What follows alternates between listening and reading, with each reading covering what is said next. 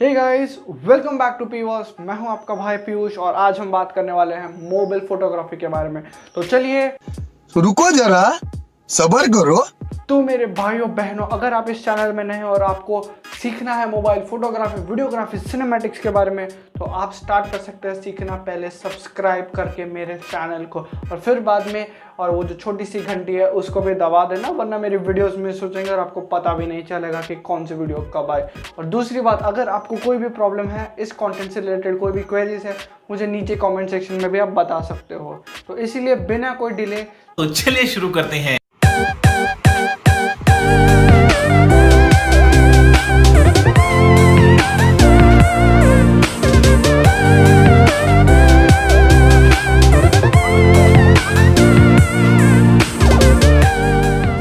तो गाइस, अभी जो हम बात करने वाले हैं वो है टोटली फोटोग्राफी के बारे में। बेसिकली मैं अगर बोलूँ व्हाट इज़ फोटोग्राफी, फोटोग्राफी एक ऐसी चीज़ है जिसे हम आर्ट कहते हैं या फिर कोई भी चीज़, बट सिंपली जो डेफिनेशन है वो एग्जैक्टली कहता है कि फोटोग्राफी एक आर्ट है जिसमें हम एक लाइट को एक ड्यूरेबल इमेज में कैप्चर या फिर रिकॉर्ड करते हैं, और वही चीज़ को हम रेगुलर प्रैक्टिस करते हैं। और वो पूरी स्टडी, वो पूरे आर्ट को करना, स्टडी करना, रिकॉर्ड करना, कैप्चर करना, उस पूरे प्रोसेस को हम कहते हैं फोटोग्राफी। और वो चीज़ अभी बहुत वैलिड हो गई है। वैलिड इन द सेंस अभी तुम DSLR पे कर सकते हो, कोई भी नॉर्मल डिजिटल कैमरा पे कर सकते हो, या फिर तुम अपने स्मार्टफोन पे भी कर सकते हो।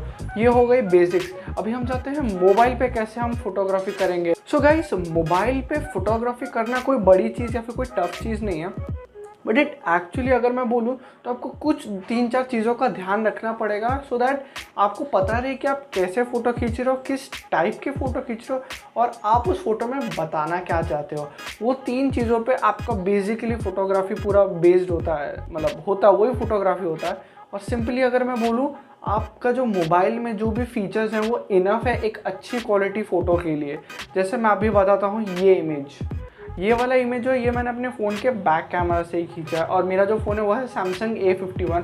हाँ, थोड़ा कॉस्टली है बट इट डजेंट मैटर, आप कोई भी फ़ोन यूज़ कर सकते हो अच्छी फ़ोटो खींचने के लिए। जस्ट मेन चीज़ जो फोकस करता है, भले वो सिनेमाटोग्राफी क्यों ना हो या फिर फोटोग्राफी भी क्यों ना हो, बस एक चीज़ कंसिडर करता है वो है लाइट। क्योंकि अगर लाइट इनफ ना हो ना, तो भले आप फोटोग्राफी कर रहे हो या सिनेमाटोग्राफी कर रहे हो, दोनों का क्वालिटी बिगड़ना है ही है। बहुत बहुत ज़्यादा डिटोरिएट हो जाता है क्वालिटी अगर आप लाइट पे फोकस ना करोगे। मैंने एक वीडियो बना है लाइट पे, अगर आपने वो वीडियो नहीं देखा तो आप अभी जाके उस आई बटन पे देख लो, और फिर बाद में यहाँ पर आपको जो भी अभी मैं समझाऊंगा वो चीज़ समझ में आएगी।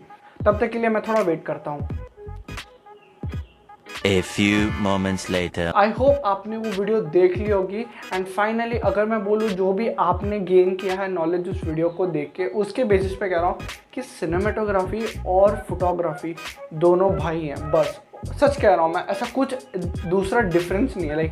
अगर आप फोटोग्राफर हो, आप वही चीज़ को अगर आप कैमरा मूवमेंट दे दोगे, हो गया वो आपका सिनेमैटिक, ख़त्म। और कुछ चाहिए नहीं है, और लिटरली कुछ नहीं चाहिए।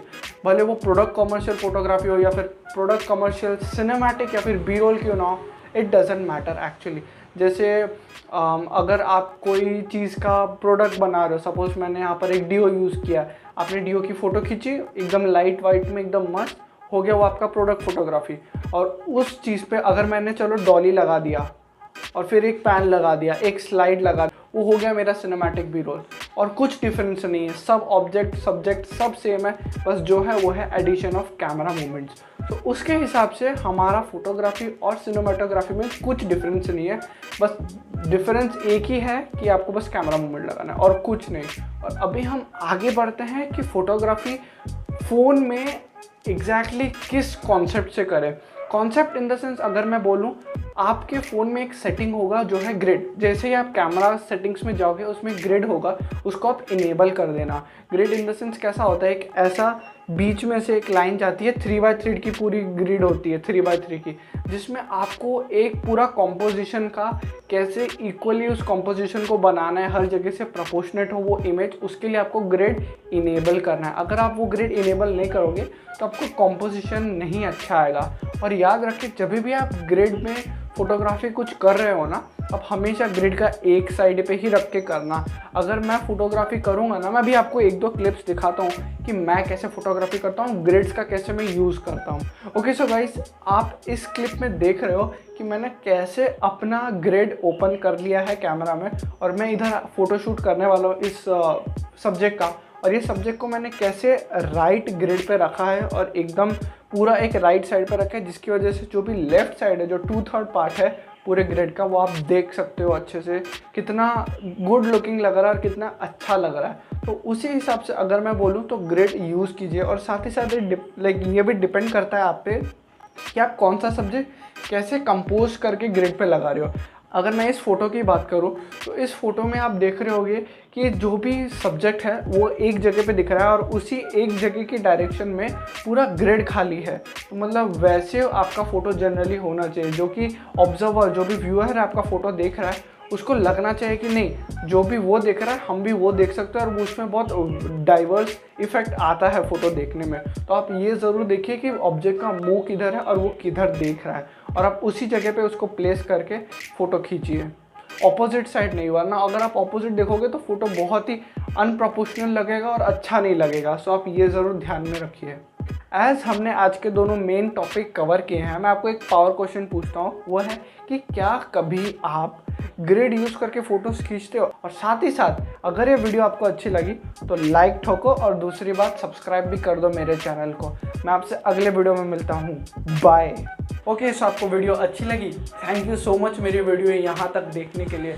और ये वाला वीडियो भी ज़रूर देखना, क्योंकि इस वीडियो में एक्स्ट्रा कंटेंट है और साथ ही साथ आपको नई चीज़ें भी सीखने को मिलेंगी मोबाइल फिल्म मेकिंग के बारे में। और तब तक के लिए मुझे ज़रूर सब्सक्राइब कर देना, और अपने पे ये रूल ज़रूर लगाना कि let's learn, inspire and create.